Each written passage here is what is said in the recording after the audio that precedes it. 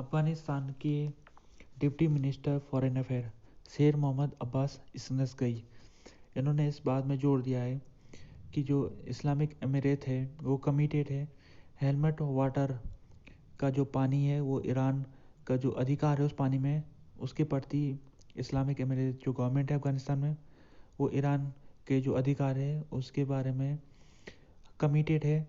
और ये जो हेलमेट वाटर का जो पानी है उसके ऊपर 1973 में पैक्ट हुआ था दोनों देशों के बीच में। तो हेलमेट नदी ये अफगानिस्तान से इसका ओरिजिनेट होता है, उसके बाद ये ईरान तक जाती है। इसनसगई ने कहा है कि अभी पानी इस नदी में कम है काफ़ी, जिस कारण ये अफ़गान के लोगों तक पानी को पहुंचाना ज़रूरी है। तो इसी वजह से जो ईरान की तरफ पानी है वो ना के बराबर जा रहा है।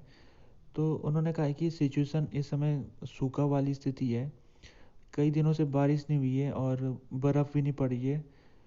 तो कभी कभी ऐसा होता है कि पानी कम होता है, तो इस कारण जो आने जो आगे पानी जाता है ईरान की तरफ वो काफ़ी नहीं जा पाता है, क्योंकि जो बीच में पड़ता है हमारा इलाका वहाँ के किसानों को भी पानी की ज़रूरत पड़ती है। तो इसी वजह से कभी कभी ईरान के पास पर्याप्त मात्रा में पानी नहीं जा पाता है। डिप्टी मिनिस्टर ने आगे ये कहा है कि अगर पानी की मात्रा में बढ़ावा आता है आने वाले दिनों में तो उससे जो पानी है वो ईरान की तरफ फ़्लो होना शुरू हो जाएगा। तो इनका जो बयान है ये बयान कोई नया नहीं है, इससे पहले भी अफ़गानिस्तान में जितने मिनिस्टर है वो कुछ ऐसे बयान जारी करते। तो ईरान की जो अथॉरिटीज़ है इनके बयान से खुश नहीं है, क्योंकि ईरान का कहना है कि ईरान का जो राइट है, जो ईरान का अधिकार है पानी के ऊपर, वो उसको मिलना चाहिए। और जो पानी है हेलमट वाटर का, हेलमट नदी का जो पानी है, तो उसके कारण दोनों देशों के बीच संबंधों में काफ़ी तनाव आ रखा है इस समय। ये लगभग एक दहाई से ये दोनों देशों के बीच टेंशन की वजह बना हुआ है हेलमट रिवर का पानी। और ये तब एस्केलेट होने लग गया है जब इस्लामिक अमीरात की गवर्नमेंट आई है अफगानिस्तान में। रिचर्ड बेनेट ये यूएन स्पेशल रिपोर्टर है ह्यूमन राइट के अफगानिस्तान में। इन्होंने आज प्रेस कॉन्फ्रेंस की है जिसमें इन्होंने जो इनके द्वारा जारी की गई थी रिपोर्ट उसके बारे में इन्होंने प्रेस में बात की है।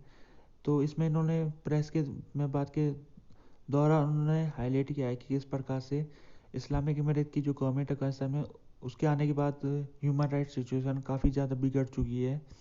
ब्रीफिंग में बेनेट ने एम्फेसाइज किया कि जो अफगान महिला है उनका पार्टिसिपेशन होना चाहिए सभी इंटरनेशनल मीटिंग में।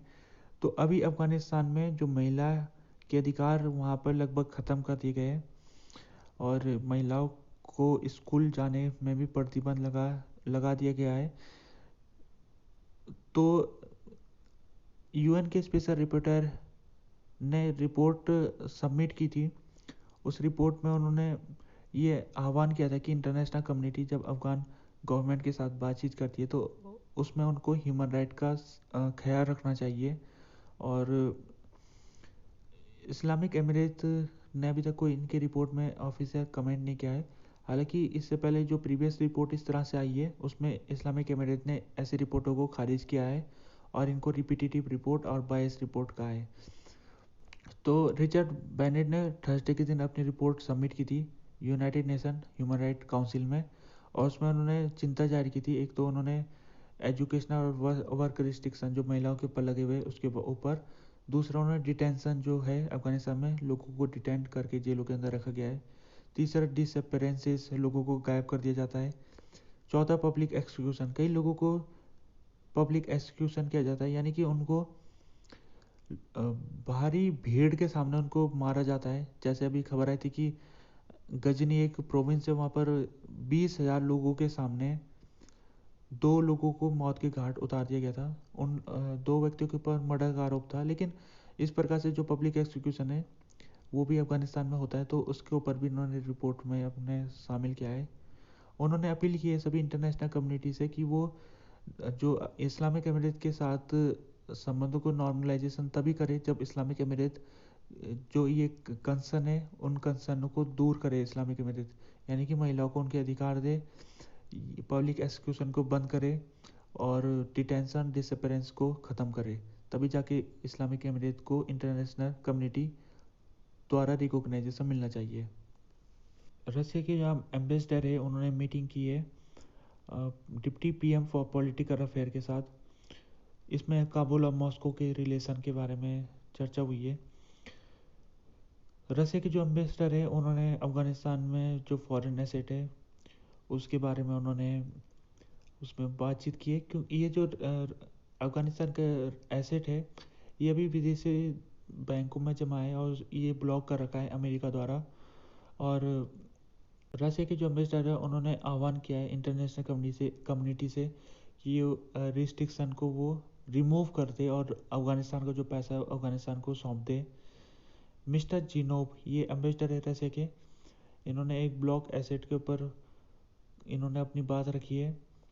और यूके के जो यूके मिशन के चार्ज अफेयर अफ़गानिस्तान में रॉबर्ट चार्ल्सटन डिकिसन, इन्होंने भी अफ़गानिस्तान के जो डिप्टी पीएम है पॉलिटिकल अफेयर के मौलवी अब्दुल कबीर उनके साथ मीटिंग करी है।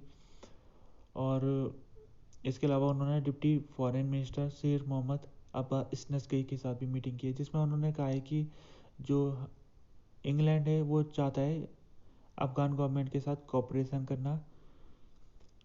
ब्रिटेन के जो डिप्लोमेट है रॉबर्ट चार्ल्सटन डिकिसन, उन्होंने कहा है कि इस्लामिक एमिरेट ने दोहा मीटिंग में पार्टिसिपेट नहीं किया, जो कि अनएक्सपेक्टेड था। उम्मीद थी कि हमें कि वो आएंगे वहाँ पर मीटिंग में शामिल होंगे। उन्होंने कहा कि इस तरह की जो मीटिंग होती है काफ़ी हेल्पफुल होती है ताकि जो अफ़गानिस्तान का रिकन्स्ट्रक्शन के ऊपर एक सहमति बन सके और अफ़गानिस्तान को ग्लोबल कम्युनिटी में इंटीग्रेट किया जा सके। और उन्होंने उम्मीद जताई है कि इस्लामिक एमिरेट आने वाली मीटिंग में पार्टिसिपेट करेगी।